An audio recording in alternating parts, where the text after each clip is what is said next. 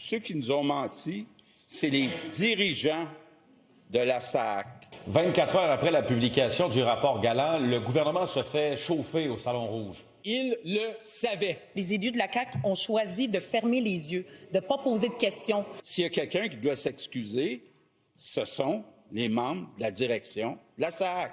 Et alors que François Legault avait ouvert la porte à un recours judiciaire lundi, bien voilà que la présidente du Conseil du Trésor, elle, France-Hélène Duranceau, elle va plus loin. Selon elle, les fautifs, les menteurs seront punis. Le gouvernement évalue présentement les différentes possibilités qui lui permettraient de poursuivre les personnes tenues responsables. Même que le ministre des Transports a évoqué les noms de l'architecte du projet, Carl Malenfant, ceux des anciens PDG, Nathalie Tremblay et Denis Marcellet, comme personnes qui pourraient s'y exposer.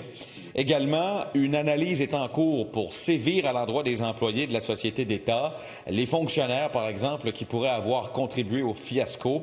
Des mesures disciplinaires ne sont pas écartées. Et le comité de suivi mis en place pour répondre aux recommandations du commissaire Galland, France-Hélène Duranceau avoue que ça prendra du changement.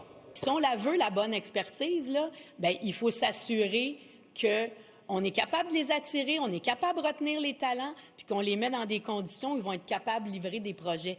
Honnêtement, là, des Top Guns en informatique, là, ça en prend aussi.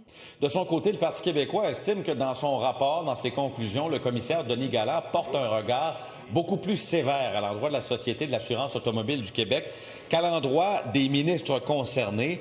Pendant ce temps, les libéraux sont pointés du doigt, eux, par le gouvernement, pour être à l'origine du contrat qui a mené à ce fiasco. Toutes sortes de réactions aujourd'hui des partis d'opposition. Toute l'autre pente d'un gouvernement au complet qui ment et dissimule l'information, fractionne des contrats, doit mener à une conclusion avant celle de poursuivre.